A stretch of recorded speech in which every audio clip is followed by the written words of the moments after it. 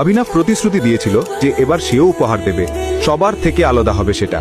কিন্তু এরপর অনন্যার মনে এক ধাক্কা লাগলো যখন সে দেখলো অভিনব তার হাত ধরে আছে আর তার হাতে একটা সাধারণ কাঠের বাক্স।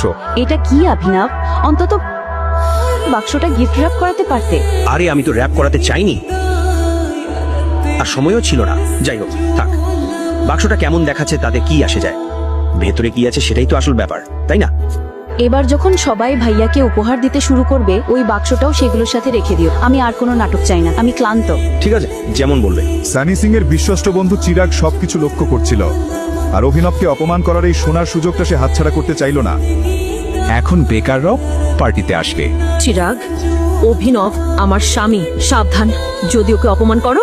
দেখো অ্যানান্না, আমি কি তোমার অনুভূতিতে আঘাত করেছি? কিন্তু এই গরিব লোকটার জানা উচিত যে সে এক মিলিয়নিয়ার মেয়েকে বিয়ে করেছে। এরকম ভিখারিরা কতদিন টিকবে? নিজের কাজে মন দাও, আমি এখানে কোনো ঝামেলা করতে চাই না। নিজের সীমার মধ্যে থাকো। ভুলে যেও না যে তুমি কেবল একজন সাধারণ ডেলিভারি বয়।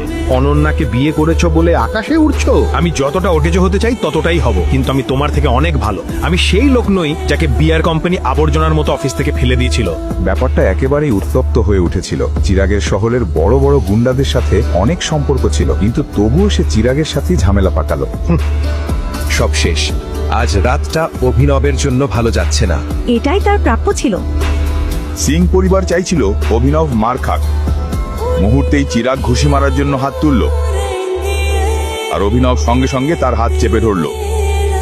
এখনো আমাকে মারতে চাও?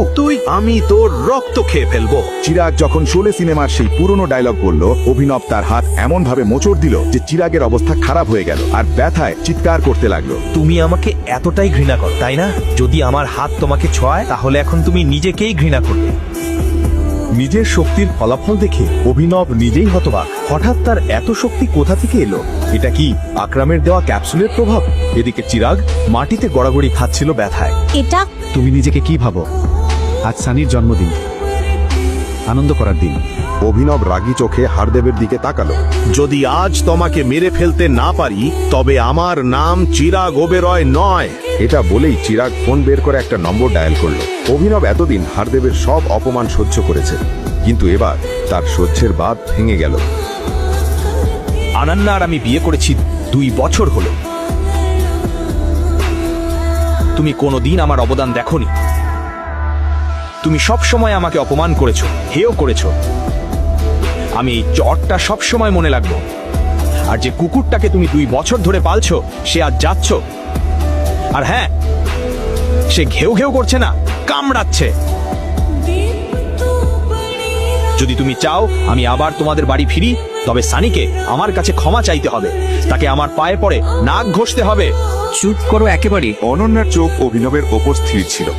তার মনে হচ্ছিল সে পুরোপুরি বদলে গেছে, এক অচেনা মানুষের মতো। বাকিরাও হতবাক। কেউ ভাবেনি অভিনবের মতো এক অকেজো মানুষ এমন কথা বলবে। কোথায় যাচ্ছ? ওকে থামাও। কে তোমাকে যেতে বলেছে?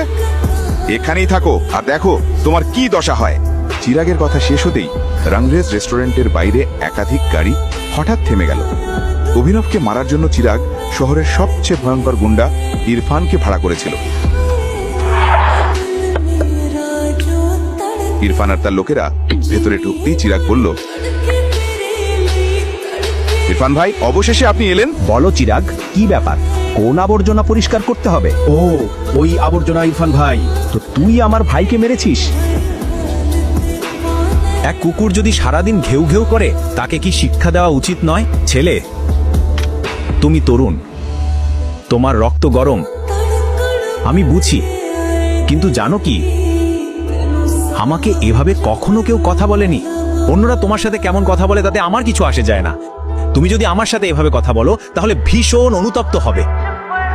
ছেলেটা, কসম, তোমার মধ্যে ভীষণ অহংকার আছে। তোমার মতো ছোট মানুষের সামনে আমি অহংকারী হতে পারবো না নাকি? অভিনবের মুখে কোনো ভয় ছিল না, যেন কারোর প্রেতাত্মা তার শরীরে ভর করেছে। এই লড়াইয়ে অভিনবের আঙুল থেকে একটা আংটি খুলে গেল।